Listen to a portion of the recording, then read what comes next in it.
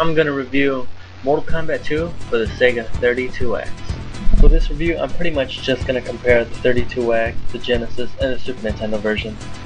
These intro screenshots here actually weren't on the Super Nintendo or the Genesis version, so that's one of the few things the 32X brought to the table.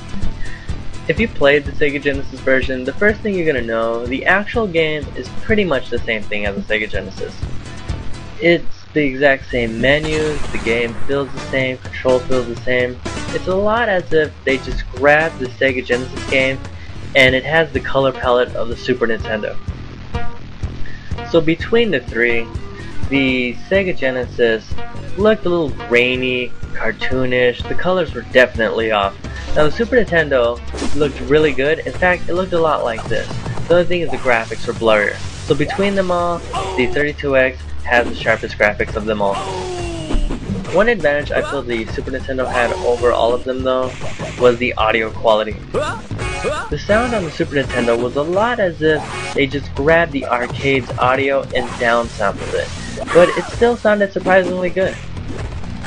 The audio on the Genesis was just awful. The music was completely changed, the sound effects weren't all there, and they were crunchy.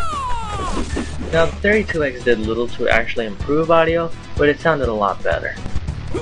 Unfortunately, it uses the same music as the Sega Genesis, but the sound effects have been completely revamped, mostly I think because they took the time to do it, so it's about at par with the Super Nintendo now. Frankly, I can't really tell you if either the Super Nintendo version or the 32X version is better. They both have their plus sides, and really I find them both even better than the PlayStation and the Saturn version, put it like that. Now, no matter what version of Mortal Kombat you play, Totoro is just one annoying goddamn boss. He'll punch you in the mouth, throw a fireball at you, kick you. For the most part, he's gonna slam the shit out of you. He's just one annoying boss.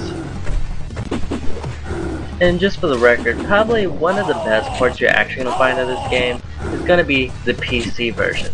The only problem with the PC version though is it's a DOS game, so it's hard as hell to get that game working. You usually have to use a program like DOSBox.